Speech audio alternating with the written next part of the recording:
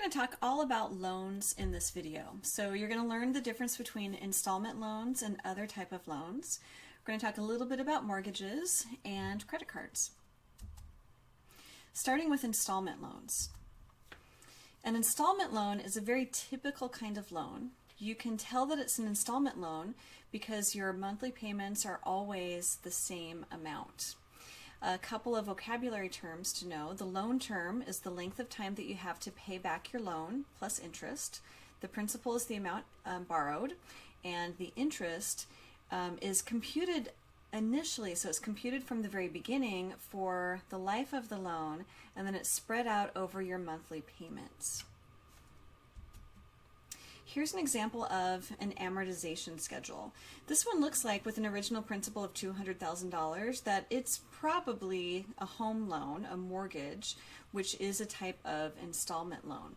And you'll notice a couple of things. So we have just the first 6 months here that are amortized. So amortized means that they have computed the amount of interest for the life of the loan and then split the interest and principal into even monthly payments. So as we take a closer look, you'll notice that the payments are all the same exact amount for each month. The interest starts at the highest amount of the beginning. So of that payment, we're looking at month 1 here, $1,125 is interest, so the majority is interest, and you're paying a little bit towards principal initially. The portion that's interest starts at the very highest at the beginning of the loan, and then it starts to go down. As opposed to principal, notice how this very first month only $172 is going towards the principal of your monthly payment, but those values start out very low at the beginning of the loan term, and then the portion that's principal goes up as you move through the loan payments. So here's an example of an installment loan. So another typical example of an installment loan are student loans. Let's say that you took out a student loan for $7,500, which you need to start paying 6 months after you graduate. The interest rate is 9% and the loan term is 10 years. We want to be able to figure out monthly payments. We want to figure out how much you're going to pay over the lifetime of the loan. It's not going to be $7,500, right? It's going to be $7,500 plus interest. And what is that total interest that you'll be paying over the loan? I used a student loan calculator that I found online. What's in yellow here, so what I've got highlighted in yellow are the amounts that I plugged into the student loan calculator. So I plugged in $7,500, an interest rate of 9%, and a loan term of 10 years. The calculator computed what I've highlighted in purple. So that's a $95 monthly payment. And we also notice that for the $7,500 loan, when we add interest on, the total lifetime costs for this loan are $11,401. So we're paying almost an additional $4,000, so about an additional $3,900 in interest. So as we go through the questions, the monthly payments, the loan calculator figured that out for us, $95. So again, this is an installment loan, so our monthly payments are the same every month. Part of those monthly payments go towards principal, and part of it goes towards interest. How much will you pay over the lifetime of the loan? The calculator also did this for us, $11,401. To figure out the total interest, number 3, that you pay on the loan, you're going to take the total paid minus the principal, and that gives us the $3,901. Now let's look at mortgage loans. These are another type of installment loan, but we do have a few additional vocabulary words. The down payment. So the down payment is the amount of cash that you pay up front. The down payment comes off of the purchase price, and the rest of the purchase price is financed. PMI, this is for private mortgage insurance. Most lending institutions require that you pay 20% as a down payment or more in order to avoid this private mortgage insurance. The mortgage insurance is an additional fee that you have to pay along with your monthly payments, and it insures against defaulting on your mortgage loan. So, for example, if you were to lose your job or something, so if you lost your job, the private mortgage insurance would kick in and would pay your mortgage each month. This is also an insurance for the bank as well. The loan term typically for mortgages, they're 15 or 30 years or somewhere in between. So here we've got an example. We're purchasing a home for $300,000 with a $50,000 down payment. We want to compare a 15-year term with a 30-year term. So should we take out a 30-year mortgage that has an annual percentage rate of 4.1%, or a 15-year mortgage with a slightly higher percentage rate of 4.5%? So the first question is, will we need to pay mortgage insurance? To figure that out, we need to figure out if we're paying 20% or more as a down payment. Let's see what we've got here. So yes, $50,000 out of the $300,000 is not 20%. It's only 16.7%. So for this loan, we would be paying mortgage insurance. Let's go ahead and calculate the following now for this loan.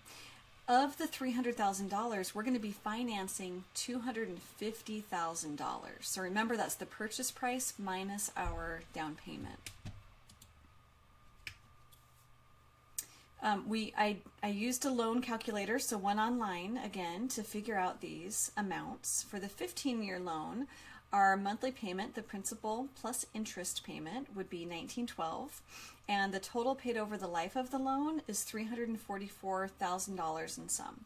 Remember, we're financing $250,000.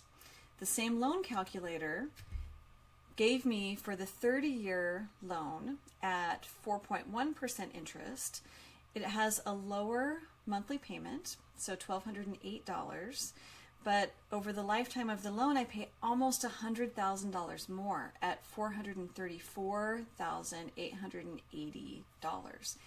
These were both calculated with an online mortgage calculator. So we'll be looking for different online calculators to come up with these amounts for us. Now let's take a look at managing credit card debt. What should you know about credit cards? These are not installment loans. You don't have a monthly balance or a monthly payment that's set each month. And you also don't have to pay off the balance in a set period of time. Credit cards also have much higher interest rates. They do have a required minimum payment. However, that required minimum payment often doesn't touch the principal but covers interest alone. Credit cards also allow you to take cash advances, and this is a process where you can take money directly from an ATM where that amount is charged to your credit card. A little more about cash advances. Most credit cards have a cash advance option, but you should really be wary if you're doing a cash advance.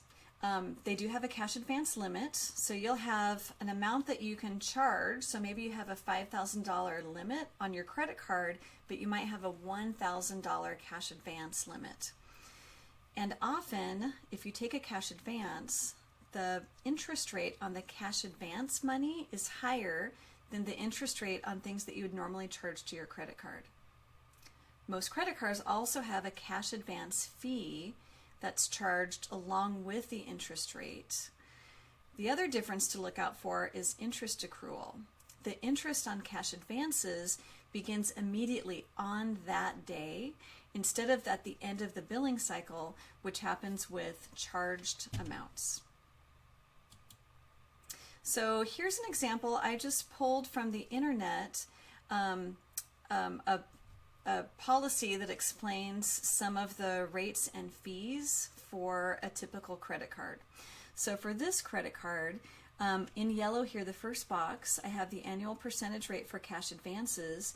You'll notice that for purchases, it ranges from 13.24 to 25.24. This is something else to watch out for on credit cards. You might start out at one interest rate, but the credit card company can increase that interest rate. So let's say that we have great credit worthiness. So we've got a great credit score. They give us that 13.24%.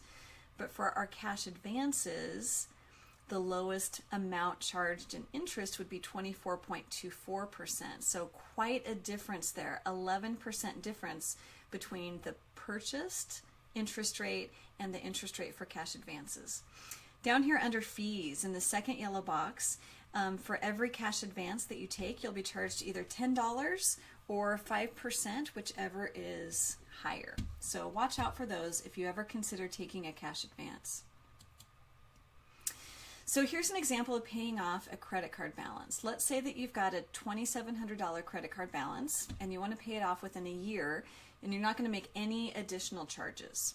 The annual percentage rate is 19%. What should your monthly payments be?